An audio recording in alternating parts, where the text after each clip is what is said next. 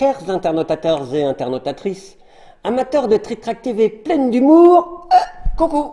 Eh oui, j'ai devant moi une énorme boîte de jeux Cocktail Game, ce qui signifie immédiatement une Trick Track TV amusante, plein d'entrain et terriblement enjouée, puisque j'ai avec moi l'un des responsables de toutes ces choses que l'on va évoquer pendant cette Trick Track TV, des changements de gamme, des créations de jeux bientôt qui vont sortir, tout ça. Et c'est le grand responsable, c'est monsieur Mathieu Descnoux qui est là. Comment vas-tu bien, Mathieu? Ça va très bien, merci. Toi, tes parents t'ont dit de ne pas mettre les coudes sur la table, donc tu mets tes mains, c'est ça? C'est ça. Voilà. Celui qui est avec toi, celui que nous adorons accueillir, parce que son sourire est aussi charmant que la Joconde. C'est ça. Bah, Rien de moins, rien de moins. Comment vas-tu bien? Très très bien. Très content d'être là. Ok. On y va? Ah oui, allons-y. T'étais au taquet, toi. Je sais pas ce qui est. Non, mais Tu l'as fait, Miguel? Oui, ça va aller. Ça va aller? Ouais, ça va gérer. Bah, tu peux lancer, quoi. Ok. Donc, on vous accueille aujourd'hui parce qu'il y a plein de changements chez Cocktail Game. Hein. On va parler des jeux séparément, mais il y avait un lien entre tout ça. Hein. Ça part de Compatibility qui revient dans une nouvelle édition, une nouvelle forme, qui lui-même enchaîne sur une espèce de nouvelle gamme qui va arriver. Qui s'appelle la gamme Top Ambiance. La Top Ambiance. Hein.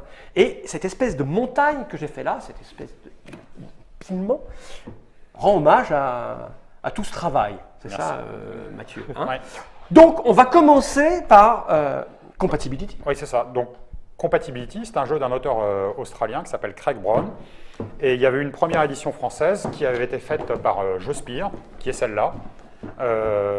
Voilà, c'est sorti en France. Et après, on a récupéré... Doucement. Le temps que la rédaction vienne pointer sur cette boîte magnifique. Ça, c'est la première édition de Compatibility qui ne ressemblait pas, enfin, qui n'était pas encore chez Cocktail Game, puisqu'elle était chez Jeuspire. Jeuspire, tout à fait. D'accord. Et là, on sent bien que c'est pas encore le design de la déconne. Non, pas vraiment. C'était la déconne des années 90. C'est ça. C'est celle des pantalons à multiples... Hein? Oui. C'est ça que tu devais porter. Donc, vous avez découvert ce jeu et vous avez décidé de l'éditer. Oui, tout à fait. C'est-à-dire qu'on a contacté en fait le titulaire des droits en Australie, une société là-bas, et on a réussi, après avoir insisté pendant plusieurs mois, voire plusieurs années, à récupérer les droits francophones du jeu. Mais dans l'autre sens. Et vous en avez fait ceci, mais pas seul, je crois. Alors, c'est une coédition avec Istari. On avait décidé de faire, donc la première boîte a été en boîte métal. Oui, parce que le métal, c'est la caractéristique principale tout à fait. De Cocktail Game, voilà. on doit dire. Et donc vous avez sorti cette version qui était une remise au goût du jour dans les années 2000 et quelques. Oui. Hein, oui, tout à fait. De ce magnifique jeu qui s'appelle Compatibility. Et quand on voit le plateau, c'est déjà un peu plus de tendance fun de la poilade. C'est ça. Mais pas tout à fait ça encore. Probablement, diront les experts qui ont fait un peu d'histoire, probablement le côté Istari qui, chacun le sait, n'est pas vraiment le top de l'humour. Je sais pas. C'est exactement ça. On va dire que c'est la marque Istari. Voilà, c'est la marque Istari, ce côté encore, voilà, un peu... Donc voilà, à l'époque, en fait, ce jeu était vendu 35 €. Et finalement, sur les 3 éditions qu'on a faites, à chaque fois, on a baissé le prix de 5 €. C'est-à-dire que la suivante, c'est 30 €. La suivante, on va la montrer. Voilà. Donc, fort de ce boitage, vous avez décidé d'en refaire une édition. Refaire un nouveau boitage. Ça, c'est sorti quand? Je me souviens plus en fait. Ça, je vais pas dire de bêtises, mais de mémoire, ça doit être 2012, 11, 12. Oui, peut-être. Quelque chose comme ça. Ok, vous n'avez pas la mémoire vive. Non. Hein. Non. Ça a été un nouveau boitage, retour aux boîtes carton. Oui, pour faire baisser le prix.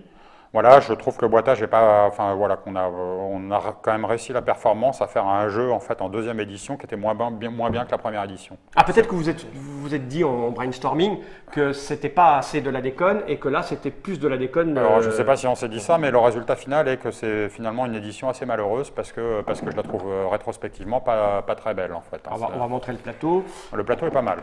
Mais, ah oui, il est le plus plateau est plus réussi. Le plateau est plus réussi, mais l'extérieur de boîte les moins de mon point de vue. Bah oui, disons que je suis assez d'accord pour dire que ça ne donne pas une image de la déconne totale du fun. Pourquoi la boîte, ce petit visage sur la boîte, c'est qu'on avait fait faire des pions.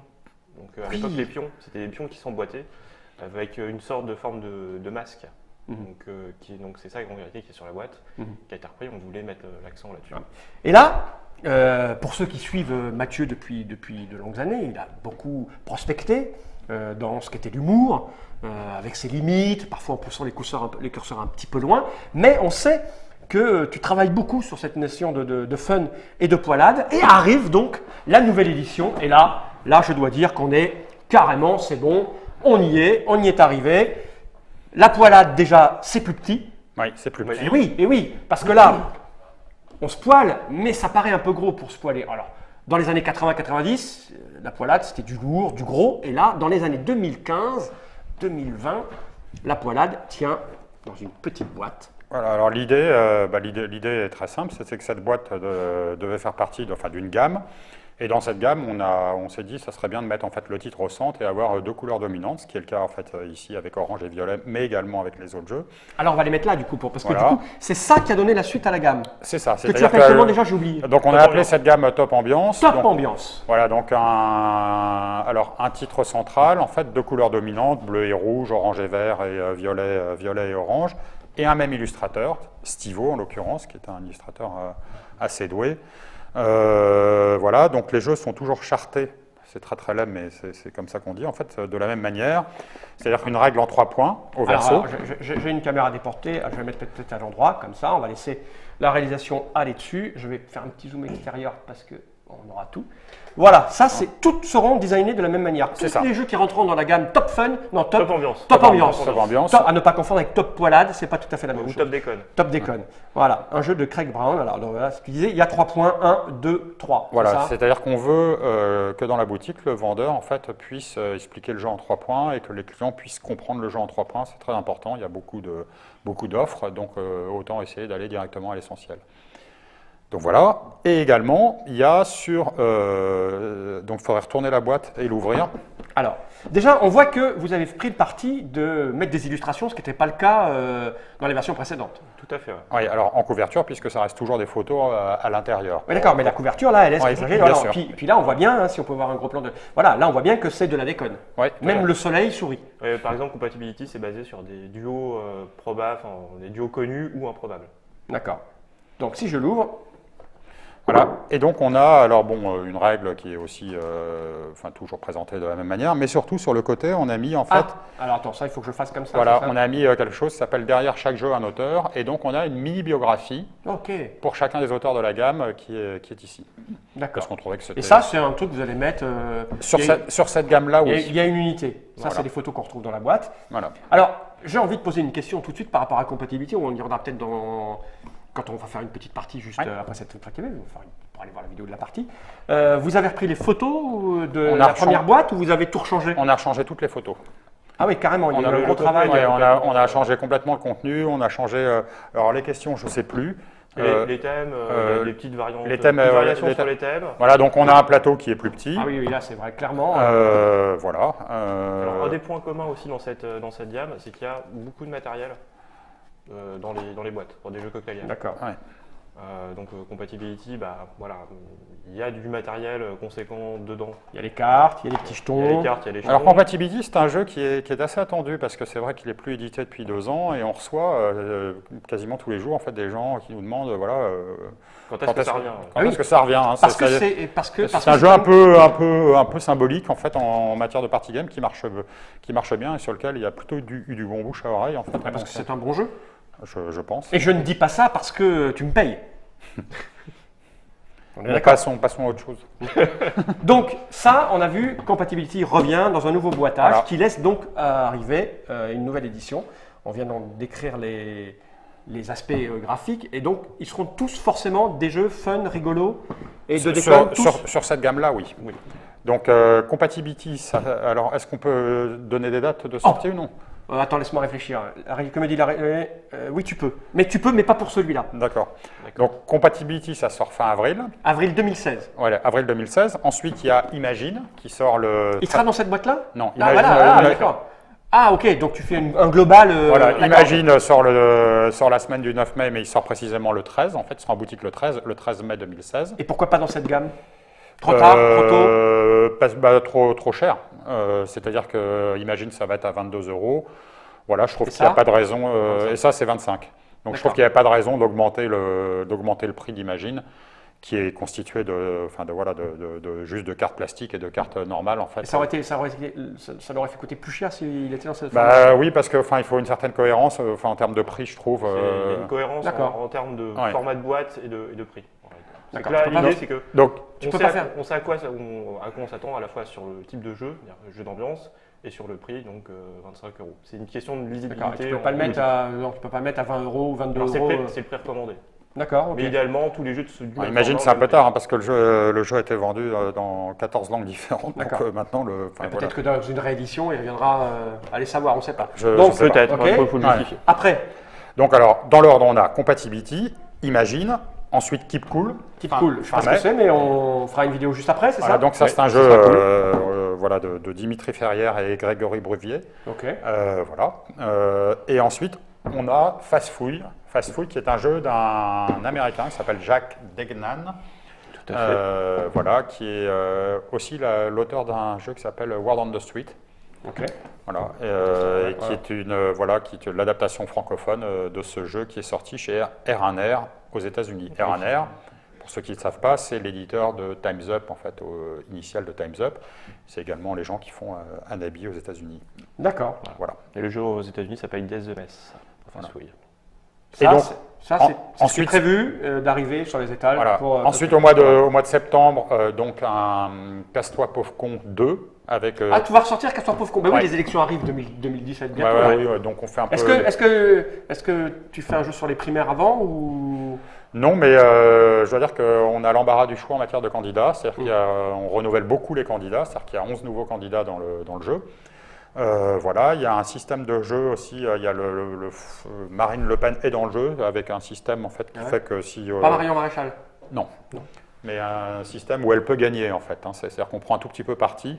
Voilà, si on joue mal, elle peut gagner en fait. Alors que les joueurs ne vont pas incarner Marine Le Pen, mais ça va être un élément du jeu.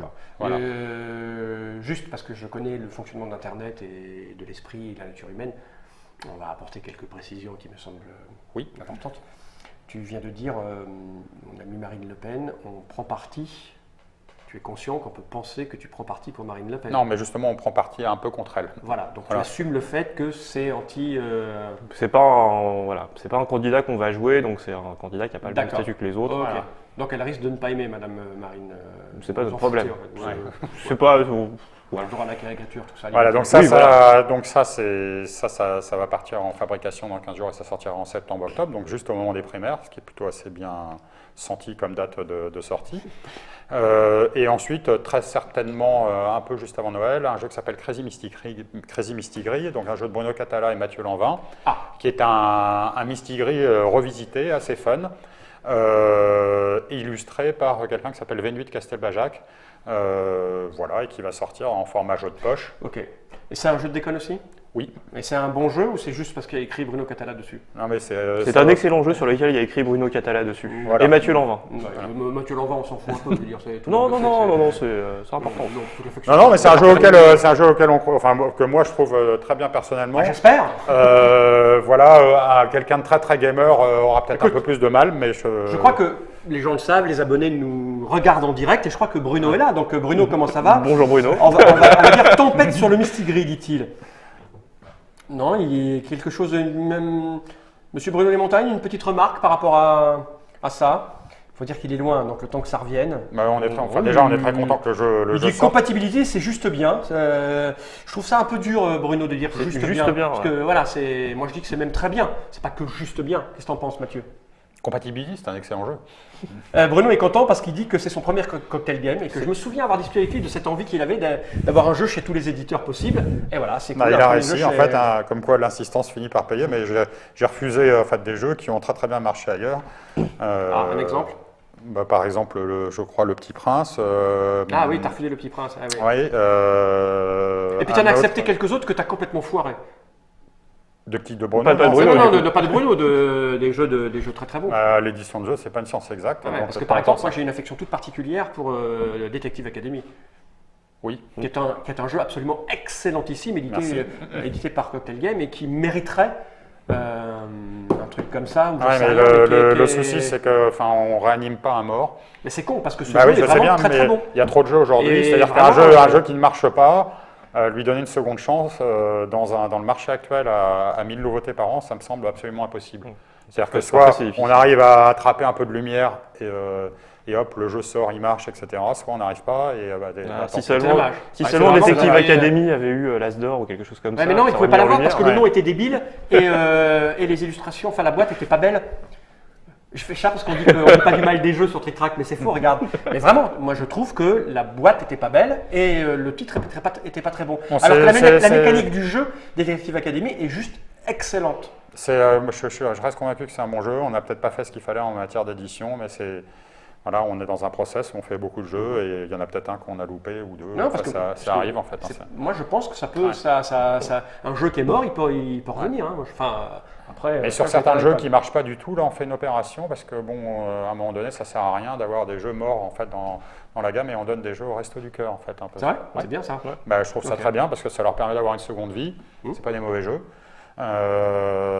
Et ça évite en fait plutôt que de les détruire bêtement en fait. Ça c'est clair. Ouais, je trouve ça mieux. Tu as raison. Voilà. Ok, est-ce qu'on a fait le tour de tout ce que vous vouliez dire sur... Ah non, on n'a pas parlé de ça, parce que j'ai vu que tu as dit il n'y a pas longtemps, on était à New York ensemble, à la Times Square, et on est passé sur le stand de Gamewright, et ils avaient ça. Et, ils l'avaient déjà l'année dernière, ils nous avaient donné une carte, le jeu n'était pas encore là, et on avait trouvé, moi j'avais personnellement trouvé le système absolument excellentissime. Et donc c'est signé, ça y est, c'est parti. Ouais, ça y est. On va pouvoir commencer à communiquer dessus. Oui, c'est un peu tôt parce que pour l'instant on est en train de réfléchir sur la manière dont on va C'est toi qui as commencé. Oui. Moi je veux bien, mais... Non, mais on va peut-être expliquer juste le principe du jeu. Mais on fera peut-être une vidéo spéciale. Oui, d'accord. Voilà. Donc ça sort quand? Tu sais pas encore. Là, il y a beaucoup de travail. Je pense qu'il faut qu'on ait un site internet dédié. Enfin, c'est probablement, je dirais, en juin prochain, comme ça, juin ou septembre. Vous pensez à un an à le faire? J'aurais vu plus de temps, moi. Oui, enfin, ou peut-être plus. Oui, c'est parce qu'il y a du travail. Il faut qu'on aille. Je pense qu'on ira voir Gamewright aux États-Unis pour bien comprendre comment ils ont réussi à faire marcher. Ça marche vraiment là-bas. Ah bah, ils ont vendu plusieurs centaines de milliers d'exemplaires. Donc, c'est un vrai phénomène de société. Il y a même quelques people, semble-t-il, qui sont emparés des cartes. Donc ça a contribué en fait à la vulgarisation du jeu. Ça va juste paraître très obscur pour les internautateurs, là, ce qu'on est en train de dire. Voilà, mais peut-être en 2 mots, en fait, juste expliquer le principe. Donc c'est un petit jeu tout simple où on a des cartes. On peut peut-être en sortir une. C'est un jeu bienveillant, moi j'appelle ça. Donc, tout à fait. Ouais, c'est un jeu bienveillant. C'est-à-dire que c'est pas Cards Against Humanity, c'est Cards for Humanity en fait. Donc, on va essayer d'en trouver un où on comprend bien l'histoire. Oui, bah, par exemple, celui-là est très bien en fait. Peut-être celui avec le café. Celui-là, c'est la plus claire. Celui avec le café. Voilà. Quand vous avez cette carte, son objectif, c'est d'offrir un café à quelqu'un, comme ça, peu importe lequel. Et votre mission est donc accomplie, puisque vous avez... Donc on lui donne la carte. Oui, et vous lui donnez la carte en plus, et ça sera à lui d'aller offrir à son tour un café à quelqu'un et de lui donner la carte. Et pourquoi un site internet? Parce qu'on suit... Oui, les cartes sont tracées. En fait, les cartes sont tracées. Il y a des petits codes là, voilà, il y a un petit code qui est ici. Les cartes sont tracées et on peut aller voir où la carte que vous avez utilisée. Alors, la carte des États-Unis, par exemple, est constellée en fait de points de localisation parce que ça s'est fait absolument partout. Alors, il y a des choses vraiment très sympas. Là, par exemple, en fait, on va prépayer une boisson dans un distributeur automatique. C'est-à-dire qu'on va mettre, je sais pas, 2 € en fait pour le coca. On va laisser la carte en fait dans le bas du distributeur et la personne en fait va arriver, en fait, va appuyer sur un bouton, la boisson va tomber toute seule gratuitement et elle aura cette carte. Et si elle le souhaite, en fait, elle va refaire la même chose en fait à un autre endroit et quand elle veut.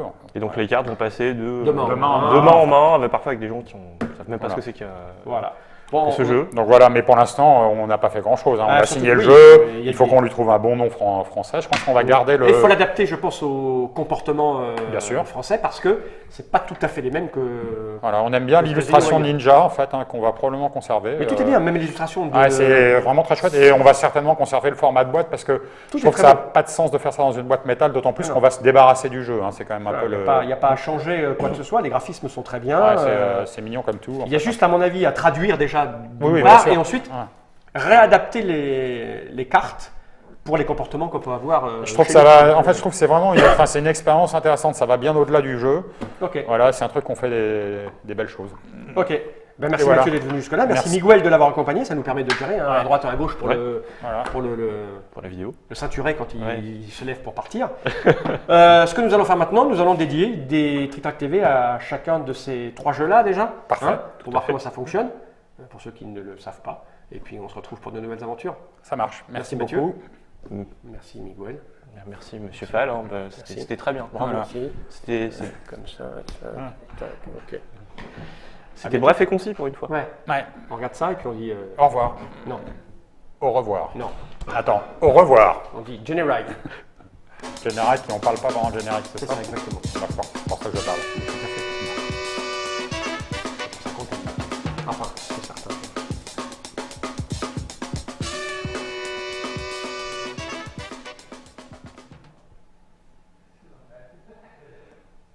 C'est quoi ce truc Legacy là C'est fini. Ah, pardon. Mais oui, Mathieu.